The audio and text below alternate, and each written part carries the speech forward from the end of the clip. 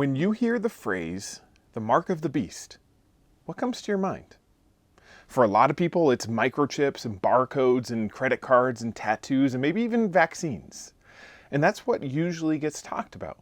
Like one day the government's going to force everybody to get stamped or scanned, and if you're not careful, you might accidentally take the mark.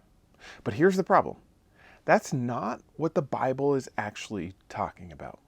In fact, when we make the mark of the beast about technology and conspiracy theories, we miss the real danger. And it's a lot closer than most of us realize. Because the truth is, the mark of the beast isn't about some gadget in the future. It's about our allegiance right now. And in this video, we're going to look at what Revelation actually says about the mark of the beast and why most people misunderstand it, and see how it really applies to our lives today. Because whether you realize it or not, you are carrying a mark. And the question is, whose is it? Let's start by looking at where the mark of the beast first shows up in the Bible. In Revelation 13, John describes this beast that rises out of the sea with power and authority, and the beast demands loyalty. And John says it forced all people, great and small, rich and poor, free and slave, to receive a mark on their right hands or their foreheads. So they could not buy or sell unless they had the mark. Now, this is a picture that's being painted, but notice the details. Notice where the mark is placed. It's on the hand and on the forehead. And this isn't just some random detail. John is drawing from the Old Testament, specifically Deuteronomy 6, where God told his people to bind his commands on their hands and between their eyes. And it was a way of saying, let my words shape how you think and how you live. And now John is showing us that the beast is offering a counterfeit. Instead of God's word directing people's minds and actions, the beast is trying to mark them with his own system and his own values. And for John's readers, this wasn't something that was abstract or futuristic. They would have connected it directly to emperor worship in Rome. Caesar was not just a political leader, he was treated like a god, and citizens were expected to declare Caesar as Lord. And to prove their loyalty, and without allegiance, if you didn't do that, you could be executed. Or you could be excluded from trade, from business, even from basic survival. So when Revelation talks about the mark of the beast, the first Christians would not have been thinking about microchips or credit cards. They would have seen a vivid picture of the cultural pressure to worship Caesar instead of Christ. And that is the soil the mark of the beast grows out of. The biblical imagery of allegiance in the Old Testament and the historical reality of emperor worship in the Roman Empire. And that's what sets us up for the bigger question. If this is where it comes from, what exactly is the mark of the beast? You see, the mark of the beast is about allegiance. It's about who you are and who you worship and where your loyalty truly lies. It's not something you accidentally stumble into, and it's not a secret code hidden in a vaccine or a chip. The mark of the beast is a sign that your life is being shaped by the beast's values instead of the lamb's. Revelation constantly shows us this contrast. In chapter 7, God places his seal on the foreheads of his people, and the seal declares that they belong to him, that their identity and future are secure, and the beast responds with his own mark, a counterfeit seal that claims ownership over those who follow him. And that's the heart of it. The mark of the beast is not about technology, but about theology. As Shane Wood, who's a New Testament scholar who spent years studying Revelation, he puts it this way. He says, the mark of the beast is not about the technology in your skin. It's about the theology in your life. The imagery makes that clear. The forehead represents the way you think. The hand represents the way you act. To receive the mark means to let the beast define your thoughts and direct your choices. And John's audience understood this immediately. For them, it looked like burning incense to Caesar so they could keep their trade license or their position in society. For us, it might look different, but the meaning is the same. The mark of the beast shows up whenever we compromise our faith in Jesus for the sake of fitting in. for the sake of advancing ourselves or clinging to comfort. The mark of the beast is not a gadget, it's not a tattoo, and it's not about something you need to worry about taking by accident.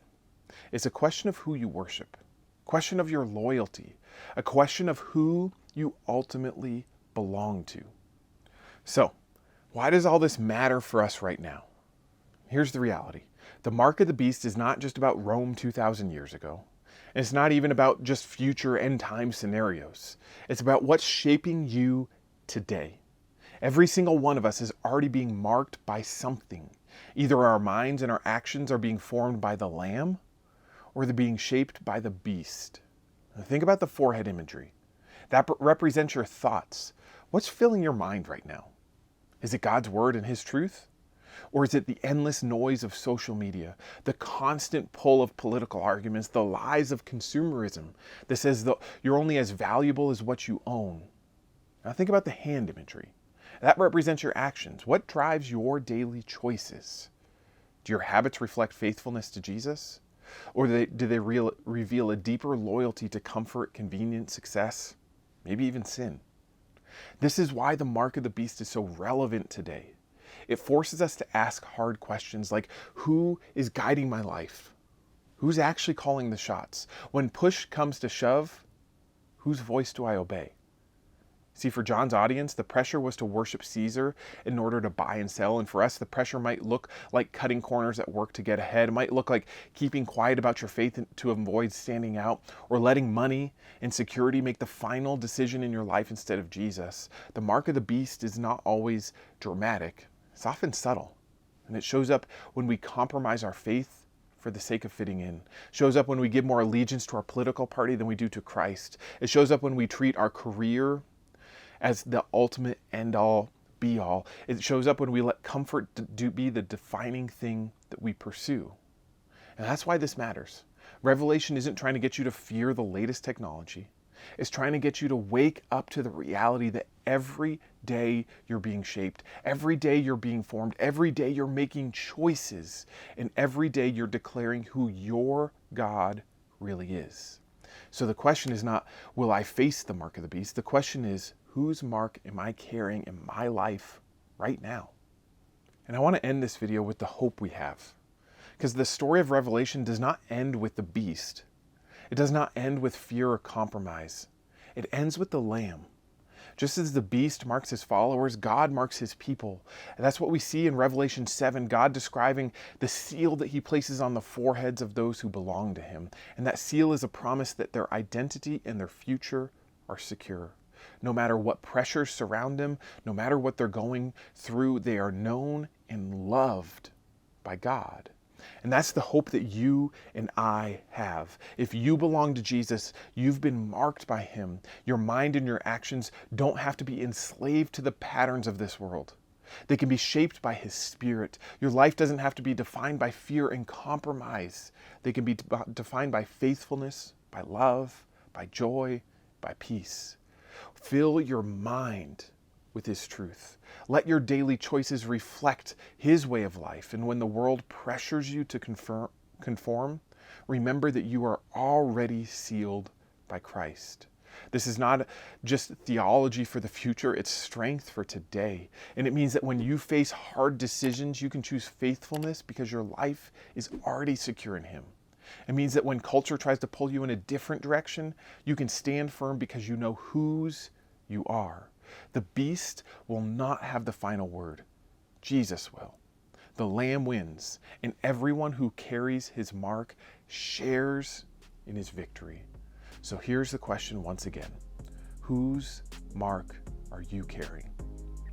If this video helped you, hit that like and subscribe button so you can stay up to date on future content. And leave a comment and let me know what God is teaching you right now. I'll see you in the next video.